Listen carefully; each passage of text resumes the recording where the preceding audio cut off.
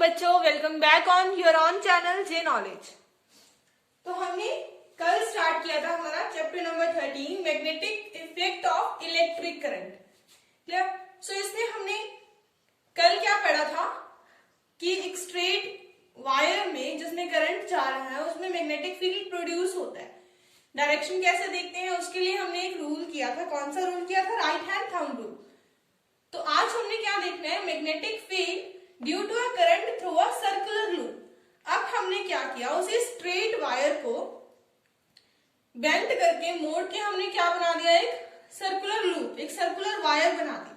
ठीक, straight wire is bend to form a circular loop और उसमें से हम क्या पास कर रहे हैं? करंट पास कर रहे हैं। और करंट की डायरेक्शन मैंने कल की वीडियो में बताई थी क्या होती है, पॉजिटिव से नेगेटिव। तो ये बैटरी का पॉजिटिव टर्मिनल है, बैटरी यहाँ शो नहीं की हुई है। पॉजिटिव से करंट जा रहा है, करंट यहां से फिर यहाँ ऐसे करंट की डायरेक्शन है। क्लियर? तो ये करंट ऐसे जा रहा है, यहां से करंट ऐसे जा रहा है। ठीक, इतना आपको समझ में आया। अब क्या है, ये वायर है जिसमें से करंट जा रहा है, तो इसके हर पॉइंट पे क्या प्रोड्यूस होगा? मैग्नेटिक फील्ड प्रोड्यूस होगा। इसके हर एक पॉइंट पे मैग्नेटिक फील्ड होगा। और अगर हमें उस मैग्नेटिक फील्ड की डायरेक्शन चेक करनी हो तो हम कैसे करेंगे? कैसे करेंगे बताओ? राइट हैंड थंब रूल से। तो वायर का कोई भी एक पॉइंट लेंगे, उसके ऊपर डायरेक्शन तो हमें पता ही है करंट की, तो हम चेक कर लेंगे। अभी चेक करके बताऊंगी मैं कैसे करेंगे। और एक चीज क्या थी, अब मैग्नेटिक फील्ड के बारे में हमने कल ये भी पढ़ा था कि हम जितना भी करंट ज्यादा पास करते हैं, अगर हम करंट ज्यादा पास करेंगे तो कंपास ज्यादा डिफ्लेक्ट कर रही थी, इट मीन्स मैग्नेटिक फील्ड भी ज्यादा प्रोड्यूस होता है। तो magnetic field is directly proportional to what? Current passing. Clear? Directly proportional का मतलब होता है कि अगर करंट ज्यादा होगा तो मैग्नेटिक फील्ड भी ज्यादा प्रोड्यूस होगा। And magnetic field is inversely proportional to what? Distance from the current carrying circular loop. अब करंट कैरिंग वायर के आसपास मैग्नेटिक फील्ड है, लेकिन अगर हम इससे थोड़ा दूर जाते हैं, इस साइड जाएंगे या अंदर की साइड, सेंटर की साइड जाएंगे, तो मैग्नेटिक फील्ड क्या हो रहा है? कम हो रहा है, क्योंकि ज्यादा मैग्नेटिक फील्ड उस वायर के आसपास ही मिलेगा आपको, उसके सेंटर में बहुत कम मिलेगा। तो ये मैग्नेटिक फील्ड लाइन सेंटर, ये सर्कल्स है और ये सेंटर तक जाते जाते क्या हो जाएंगे? बिल्कुल एक स्ट्रेट लाइन हो जाएगी। क्लियर? तो ये नॉर्थ पोल और ये साउथ पोल की तरह एक्ट करेगा। अब देखते हैं डायरेक्शन कैसे चेक करेंगे। ये सर्कुलर लूप है, हमें क्या लगाना है? Right hand thumb rule. Similarly हम ये ले गए यहाँ पे, ये देखो करंट की डायरेक्शन यहाँ पे क्या है? ये वाली करंट की डायरेक्शन है, तो यहाँ पे राइट हैंड थंब रूल लगाते हैं। कैसे? जो आपका थंब है वो किसकी तरफ पॉइंट करना चाहिए? करंट की डायरेक्शन की तरफ। और जो आपकी फिंगर्स की टर्न है वो आपको क्या बताएंगे? Direction of magnetic field. तो यहाँ पे डायरेक्शन ऑफ मैग्नेटिक फील्ड क्या है? आपकी तरफ आ रही है, तो इट मीन्स ये इस तरफ। ये आपको ऐसे दिख रहा है लेकिन ये ऐसे नहीं है, ये ऐसे है। क्लियर? सो यहाँ पे करंट की डायरेक्शन देखो कौन सी साइड है? इस साइड। तो हमारा थंब डायरेक्शन ऑफ करंट, ये डायरेक्शन ऑफ करंट की तरफ पॉइंट कर रहा है, तो हमारी फिंगर्स का टर्न मैग्नेटिक फील्ड की डायरेक्शन बताएगा। तो यहाँ पे जो ऐसे आपको दिख रहा है वो ऐसे नहीं है, वो ऐसे है। ठीक, तो करंट की डायरेक्शन यहाँ पे कैसे है? ऐसे। तो ऐसे ही आप हर पॉइंट पे डायरेक्शन चेक कर सकते हो राइट हैंड थंब रूल से। अब एक और बात सोचो कि अगर ये एक टर्न, एक बार हमने वायर को सर्कुलर किया, उससे मैग्नेटिक फील्ड प्रोड्यूस हो रहा है वहां पे। अगर हम इसी वायर को मोड़ के काफी सारे टर्न्स बना दें तो वो सारा मैग्नेटिक फील्ड आपस में ऐड हो जाएगा और एक बड़ी मैग्नेट की तरह काम करने लगेगा। हो सकता है ना? तो ये भी किया गया। वो कैसे किया गया वो हम अभी देखते हैं। Next topic is magnetic fields due to a current in a solenoid. तो अब एक नया सा वर्ड आया है आपके पास, क्या? Solenoid. Magnetic field due to a current तो हम पहले से ही पढ़ रहे हैं कि जहां करंट होगा वहां मैग्नेटिक फील्ड होगा, लेकिन ये सोलेनॉइड क्या चीज है? सोलेनॉइड क्या है मैं बताती हूँ। सोलेनॉइड क्या है? Coil of many circular turns of insulated copper wire wrapped in a cylindrical shape. एक कॉपर वायर है जो इंसुलेटेड है। इंसुलेटेड का क्या मतलब कि उसके आसपास क्या है? मतलब उस वायर के अराउंड कोटिंग की हुई है, कोई भी प्लास्टिक से या कैसे भी। तो ये वायर है और इस वायर को हमने क्या किया है?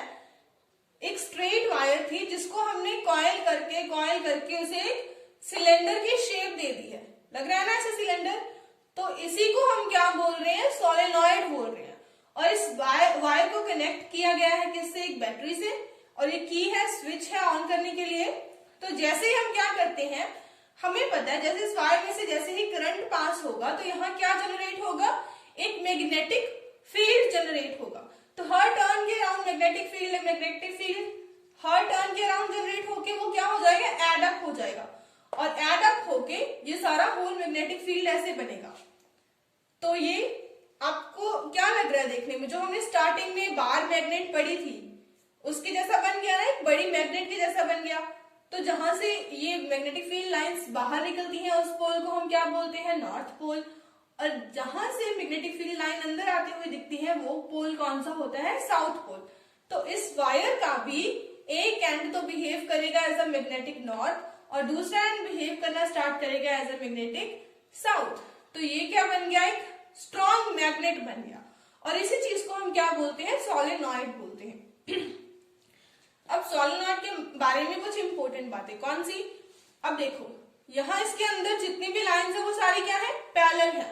पैरेलल लाइंस का मतलब कि इस वायर के अंदर वाले एरिया में जो मैग्नेटिक फील्ड है वो यूनिफॉर्म रहेगा। हर पॉइंट पे सेम मैग्नेटिक फील्ड, यहाँ पे यहाँ पे यहाँ पे हर पॉइंट पे क्या है, मैग्नेटिक फील्ड सेम है, यूनिफॉर्म है। So magnetic field is uniform inside the solenoid. और इसी मैग्नेटिक फील्ड का हम यूज कर सकते हैं किस चीज में, to magnetize a piece of magnetic material. कोई भी मैग्नेटिक मटेरियल उसकी पीस को हमें मैग्नेटाइज करना है। जैसे आयरन है, आयरन को अगर आप इसके अंदर रख दोगे आयरन को, तो वो क्या हो जाएगा, मैग्नेट में चेंज हो जाएगा। उसमें भी कुछ मैग्नेट की प्रॉपर्टीज आ जाती हैं। तो आयरन के पीस को मैग्नेटाइज करने के लिए और कौन से होते हैं मैग्नेटिक मटेरियल्स, एक तो आयरन होता है, निकल, और बाकी की आप कमेंट करके मुझे बताओगे। Clear. So this is your solenoid. अब सोलेनॉइड से हम इलेक्ट्रोमैग्नेट बनाएंगे। इलेक्ट्रोमैग्नेट कैसे बनाएंगे अभी देखते हैं।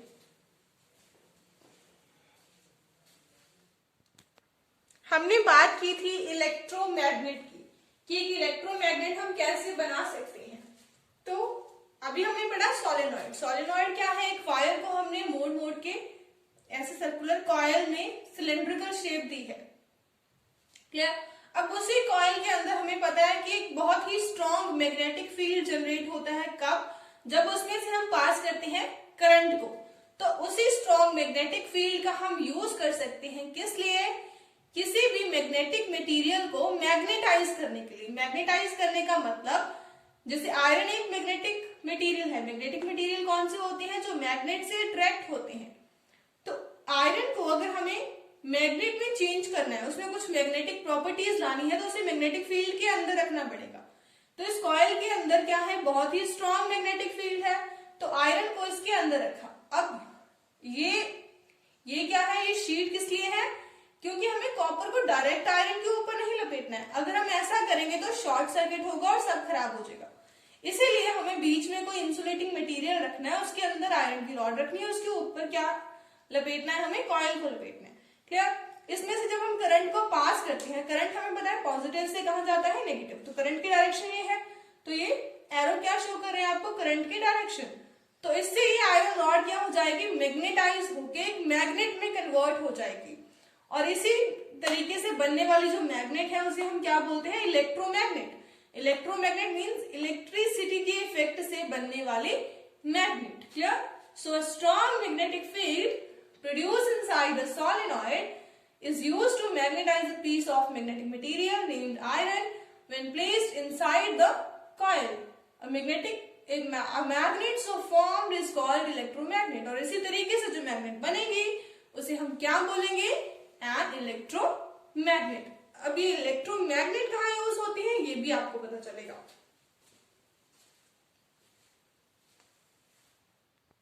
तो हमारा नेक्स्ट टॉपिक है force on a current carrying conductor in a magnetic field.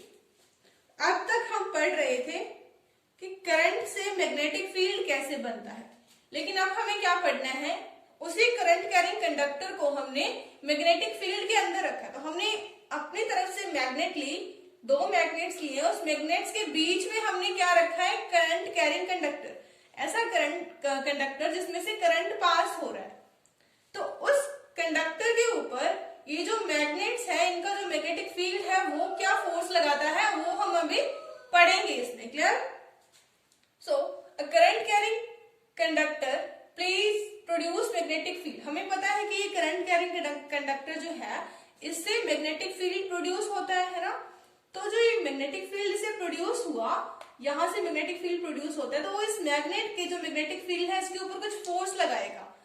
ये वाला कंडक्टर, इसका मैग्नेटिक फील्ड इसके मैग्नेटिक फील्ड के ऊपर कोई फोर्स लगाएगा।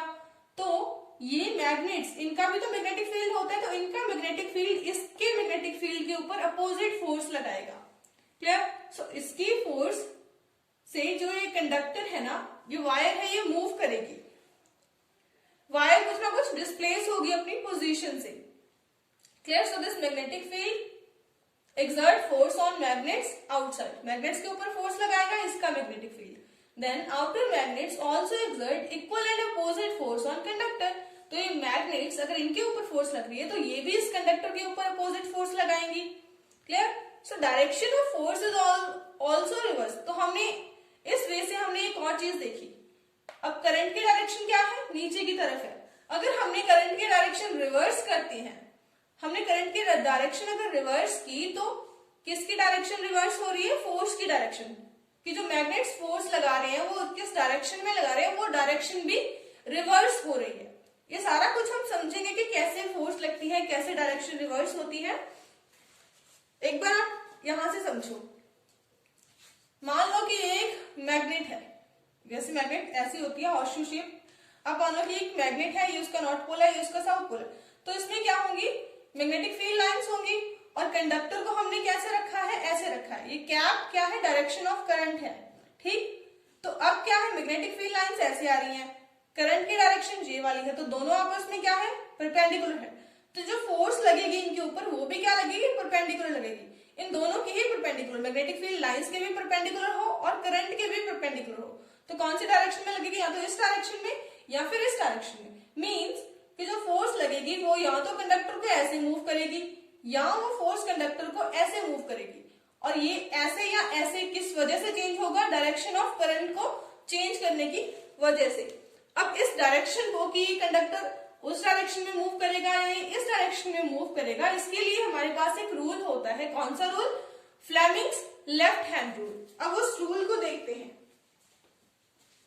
पहले हमने राइट हैंड थंब रूल पढ़ा था, लेकिन ये लेफ्ट हैंड रूल है, ये उससे अलग है। हाँ जी, तो देखते हैं। हमने क्या बोला कि एक एक्टिविटी में जैसे करंट कैरिंग कंडक्टर को इन मैग्नेट्स के बीच में रख के देखा गया कि अगर जो करंट है और जो मैग्नेटिक फील्ड है वो दोनों एक दूसरे के परपेंडिकुलर है।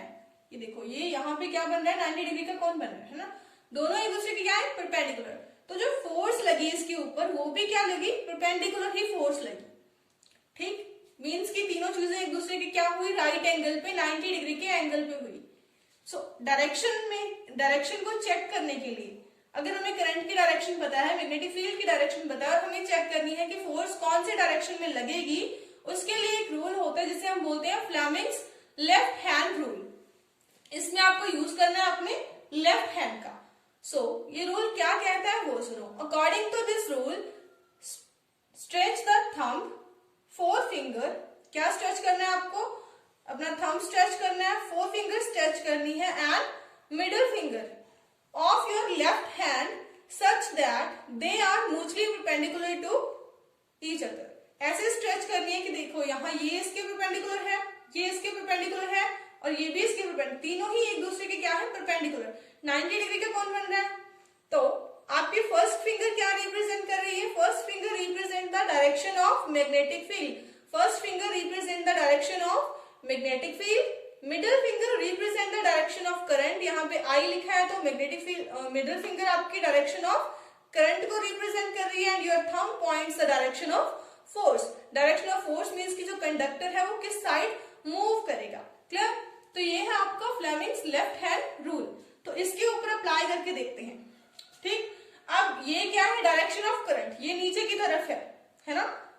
तो ये आपकी है डायरेक्शन ऑफ करंट, ये किस तरफ है, नीचे की तरफ, और ये है मैग्नेटिक फील्ड, ये देखो ये मैग्नेटिक फील्ड, ये किस तरफ है, इस तरफ। और अगर करंट नीचे की तरफ है, मैग्नेटिक फील्ड इस तरफ है, तो फोर्स किस तरफ लग रही है, फोर्स हमारी इस तरफ, out of the board. Means अगर आप कॉपी के पेज पे करोगे तो आउट ऑफ द पेज हमारी फोर्स लग रही है कि ये वाली जो वायर है वो कैसे मूव करेगी, फिर इस डायरेक्शन में। ठीक, तो जो मैग्नेटिक फील्ड इसके ऊपर, वायर के ऊपर फोर्स लगाएगी तो कंडक्टर को इस डायरेक्शन में धकेलेगी। अब हमने एक और बात बोली थी पिछले स्लाइड में कि अगर हम करंट की डायरेक्शन को रिवर्स करें तो फोर्स की डायरेक्शन रिवर्स होगी। अभी हमने देखा फोर्स की डायरेक्शन कौन सी थी, ये वाली है ना, ये वाली डायरेक्शन थी फोर्स की। तो हम करंट को रिवर्स करके देखते हैं। यहाँ तो करंट की डायरेक्शन क्या है, नीचे, ये वाली करंट की डायरेक्शन है। अगर हम करंट की डायरेक्शन को अपोजिट करें तो मान लो कि ये डायरेक्शन करंट की हमने रिवर्स कर दी ऐसे। करंट की डायरेक्शन अब कहाँ है, ऊपर को, तो करंट को कौन रिप्रेजेंट कर रहा है, मिडिल फिंगर। ठीक, तो मिडिल फिंगर ऊपर, ये करंट की डायरेक्शन, ये आपकी मैग्नेटिक फील्ड की डायरेक्शन एम, और ये जो अंगूठा है मेरा, थंब है, वो किस डायरेक्शन को रिप्रेजेंट करेगा, फोर्स की डायरेक्शन। कि ये वाला जो कंडक्टर है, आप डायरेक्शन ऑफ करंट को रिवर्स करने से ये इसकी डायरेक्शन भी रिवर्स होगी, तो फोर्स किस साइड लगेगी, उस साइड, तो ये ऐसे मूव करेगा। ठीक, तो ये था आपका फ्लेमिंग्स लेफ्ट हैंड रूल। इससे आप चेक कर सकते हो कि अगर दो मैग्नेट्स के बीच में हमने कोई करंट कैरिंग कंडक्टर रखा हुआ है तो वो किस डायरेक्शन में मूव कर रहा है। इस प्रिंसिपल का बहुत ही यूज है हमारी रेगुलर लाइफ में। कहाँ कहाँ पे, आपका जो फैन है वो मूव करता है ना, ऐसे वो फैन क्यों मूव करता है, वो भी इसी प्रिंसिपल से मूव करता है। इलेक्ट्रिक मोटर चलती है, वो भी इसी प्रिंसिपल से चलती है। फैन में भी मोटर होती है, हर जगह पे इलेक्ट्रिक मोटर लगी होती है। इलेक्ट्रिक जनरेटर है, वो भी इसी ही प्रिंसिपल से चलता है। तो ये प्रिंसिपल आपकी रियल लाइफ में बहुत काम आता है। इलेक्ट्रिक मोटर के बारे में हम पढ़ेंगे, उसमें ये सारा एक्सप्लेन होगा। सो आज के लिए इतना ही। Thank you so much for watching this video. अगर किसी को कोई भी डाउट आता है किसी भी पार्ट में तो please do comment in comment box, मैं आपका रिप्लाई जरूर करके बताऊंगी आपके डाउट को। Thank you so much for watching.